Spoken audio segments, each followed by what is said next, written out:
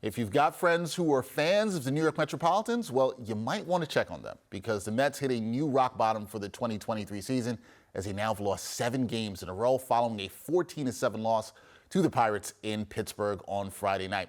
Let's talk about what's been going wrong for the Mets and if they can turn it around with the host of the Subway to Shea podcast.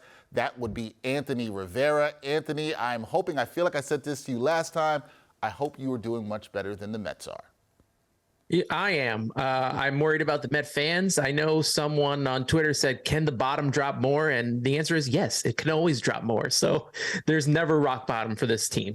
Yeah, sometimes people say it can't get worse. No, it can. It definitely can. And Mets fans found that out on Friday night. So, Anthony, the Mets, they're anything but amazing right now, right? The team has lost an embarrassing 7 games in a row. The question is very simple here. What is wrong with the Metropolitans right now?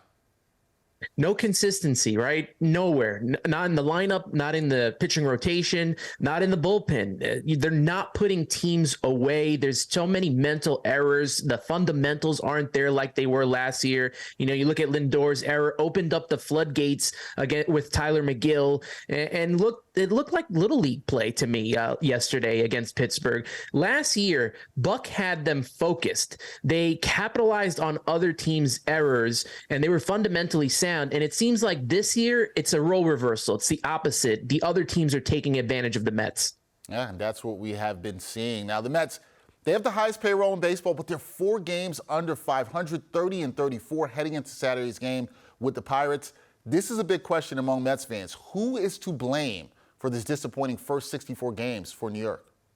I mean, it's a little blame goes everywhere, right? You start with Billy Epler at the top because Billy Epler has put this roster together, and it seems like he's put it together poorly, especially with the way the bullpen has been set up. Like, I know they're getting taxed, but, you know, every night one of these pitchers comes in, I'm not confident that they're going to get the outs needed to win a game. And we saw that against the Atlanta Braves, where they had 2 3-run leads in the first 2 games of the series, and they had multiple run leads in the third game, and they blew those games. Outside of that Toronto series, the first 2 games where they only scored 1 run. Outside of that, those 2 games, they've scored 4 runs twice. They've scored 7 runs, 5 runs, and 10 runs. You look at those runs, they should be winning those games, and they aren't. Also, Buck Showalter also needs to take some of the blame as well. I know a lot of fans want him fired. I don't think that's the right move right now. But, you know, him setting up the lineup has not helped at all. Continuously going after Daniel Vogelback and bringing him into the lineup is not what they should be doing.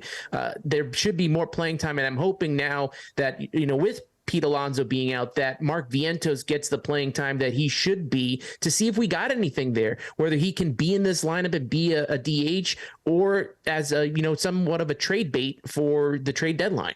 Now, you mentioned Pete Alonso with a team announced on Friday that the first baseman who leads the majors in home runs, he's going to be headed to the injury list, expected to miss anywhere from 3 to 4 weeks. How do the Mets survive this stretch, without their best home run hitter? Well, they're going to have to definitely play the kids a lot more, give them more playing time, move Francisco Alvarez, leave him towards the higher part of the lineup, whether it's between 2 and 4. I think he's going to be that power bat they needed.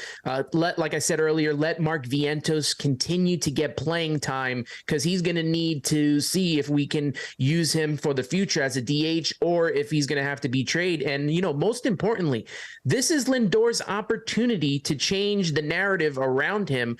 A lot of fans are, you know, frustrated with his play. Obviously, he's making over $300 million a year. I'm a huge Lindor fan, huge Lindor supporter. I've supported him, you know, through the 3 years. But, you know, this is a time for him to step up and take leadership role into another level with Pete Alonso being gone. They need Francisco Lindor of last season to come into this season and step up his game. Definitely need to see that happen if you are a Mets fan. And lastly, Anthony, during this slump, the Mets, as you mentioned before, they've been finding a variety of ways to lose. How does this team end the losing streak in Pittsburgh on Saturday and find a way to win? Well, there's one thing that, sets this team and gets them in order. It's the starting pitching, right? I think Kodai Senga is going to go tonight, and the Mets need length from their starting pitchers. We're talking about 6 innings, that would be the minimum for me.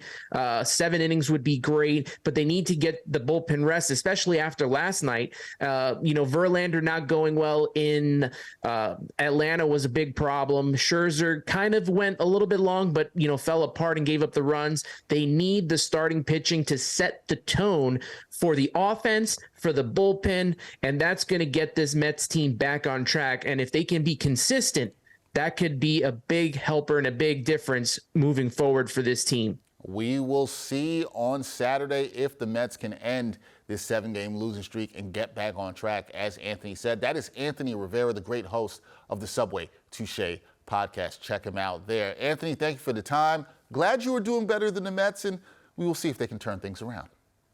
I appreciate you, Dexter. Hopefully next time it's on a winning side. That would be nice for a change. That would be nice. Thank you, Anthony. Thank you.